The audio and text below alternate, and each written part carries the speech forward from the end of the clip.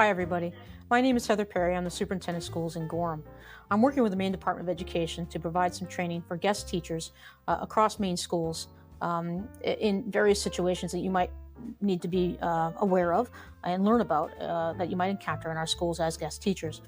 This is a topic that is pretty common across our schools, because no matter where you are in a school situation, whether it be at the elementary level or the high school level, you're always going to run into a situation. You're dealing with people, with students, with young people, and whether it is a Band-Aid and a little cut or a scratch on a hand and somebody's request for a Band-Aid, or whether it's somebody getting sick in a bathroom, or whether it's somebody experiencing some other kind of circumstance that might cause an exposure to bloodborne pathogens. This is something that you're going to need to be aware of. Now, I want you to know that as a guest teacher in our schools, you're going to have a lot of help and assistance with this, but this is a training that is required of all employees, just to give that fundamental sort of baseline understanding of things to be aware of and understand in relationship to bloodborne pathogens. So I hope you enjoy the training. Hope it's not too boring. We'll try to make it as exciting as possible without getting too gross on the topic of bloodborne pathogens. So here we go. The topic is bloodborne pathogens. What are they? What are the risks? What are universal precautions? And that's an area I think that you need to pay quite a bit of attention to as a guest teachers. And what are safe cleanup and disposal practices? So those are the things that we're going to talk about. So first of all, what are bloodborne pathogens? They are infectious organisms in the human blood that can cause disease. They can range from bacterial types of infections like staph or strep to viral types of infections like hepatitis or HIV. Now, it's important to know that as a guest teacher in our schools, and even as a staff member in our schools, you are not likely to catch any of these while at work. However, students or staff in our schools may have these diseases. And so when you're dealing with bodily fluids, you're going to need to be aware of how to do that in a safe and effective manner. So, bodily fluids that can carry bloodborne pathogens include blood, saliva, vomit, mucus, urine and feces, semen, or vaginal secretions. Those are the bodily fluids that carry bloodborne pathogens. And of that list that I just shared, there's a good portion of them that you have the ability to possibly run into as a guest teacher in our schools. Not in a bad way per se, but just things that you might run into and that you need to be aware of how to handle, okay? And that's the purpose of this training. You might become infected through unprotected contact with a bleeding staff or student, bleeding staff member or student, infected needle or sharp object that might be in the classroom, vomit, or student that maybe has soiled or wet their pants. What are universal precautions? Universal precautions are very, very important as a guest teacher, as any staff member in any of our schools across the state. And basically what the mentality here is that you have to assume that any contact with bodily fluid could be an opportunity for exposure to a bloodborne pathogen. And that's really how you have to think about it at all times. You want to think the best of individuals, but you never quite know. And that's not a bad thing. We should act with this kind of precautions at all times in our schools. So universal precautions are all the time. They're things that you need to be aware of and when interacting with these things at all times. So they can range from very, very simple things like washing your hands frequently. That's definitely a universal precaution, especially if you have had an event that you've had to handle bodily fluids. You definitely want to wash your hands effectively after that as well. Another universal precaution is the use of PPE, or personal protective equipment, whenever contacting bodily fluids. That includes things like gloves, which are located in every classroom and in every basically situation, cafeteria, playground area, all of those things have access to gloves. Protective goggles are located in some classrooms as well, and face shields are also located in some classrooms, depending on the situation that you're working with students. The most common one that you're going to run into with PPE right now, actually, well, one is not really a universal precaution for bloodborne pathogens, but that's the masking. That's across all schools. But the other big one is gloves. Gloves is a universal precaution for bloodborne pathogens. It's very important for you to know where those are in the classroom and how to use them when you're dealing with potential exposure. Remember, in any classroom situation, whether that be with a little kindergarten student or whether that be with a high school student, it's not always necessary that you have to touch the student to assist. If there's a Band-Aid, you don't have to touch the student to assist. You get the Band-Aid out, you hand it to the student, and the student can put the Band-Aid on. So, there's just ways to think about this, that you're not always having to put gloves on and do different things. But it's important to know that when you have to be touching bodily fluids in any way, shape, or form, then you really should have those gloves on and have them on properly. Here's a good rule of thumb. I know it sounds kind of icky, but it really is a good rule of thumb. If it's sticky and it's wet and it's not yours, don't touch it without use of PPE. That's a good rule of thumb. What should you do in an emergency situation that maybe involves some potential exposure to bloodborne pathogens and bodily fluids?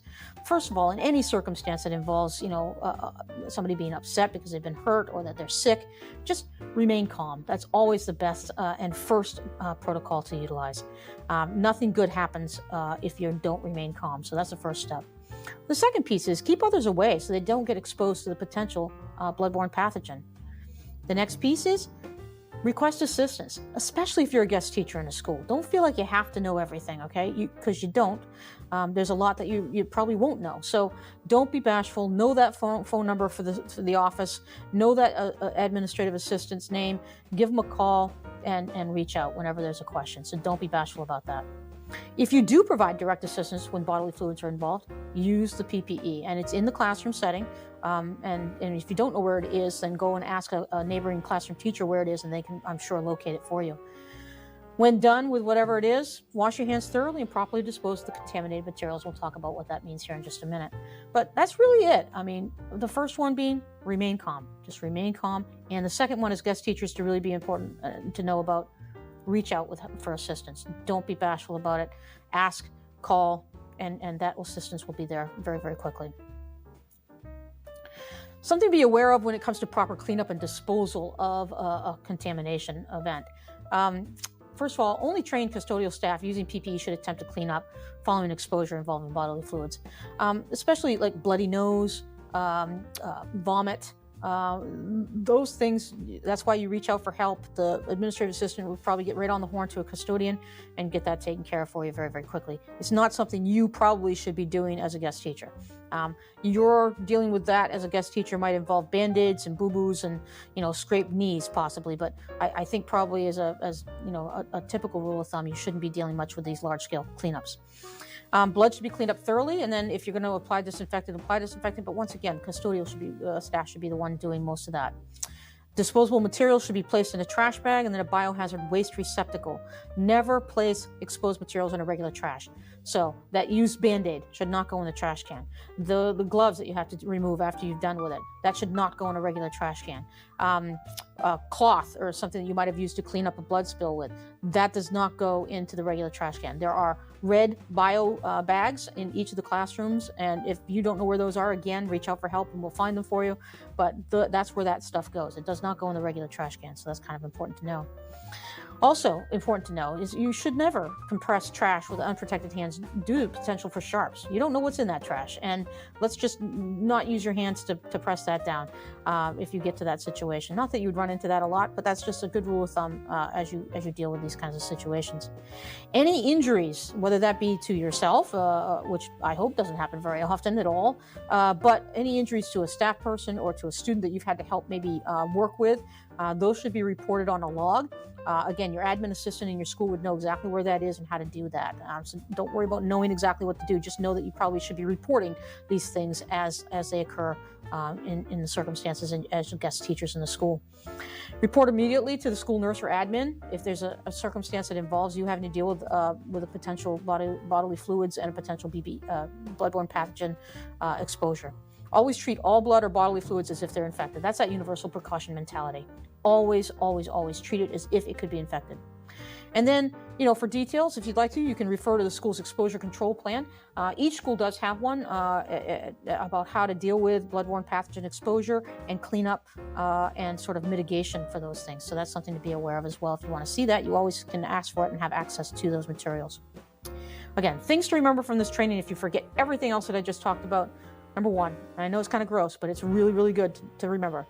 If it's wet and it's sticky and it's not yours, do not touch it without PPE. All right, put those gloves on and take care of it the right way.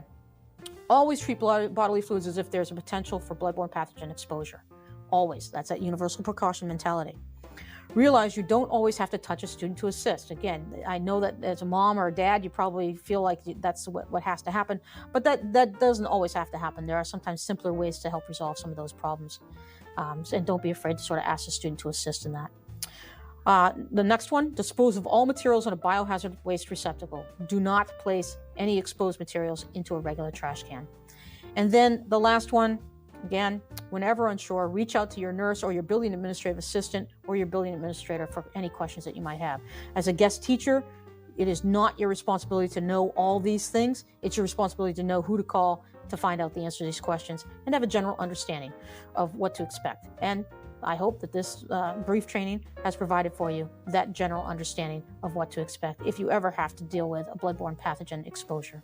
All right, well, that's it for me. I really appreciate you spending a little bit of time with me on bloodborne pathogens.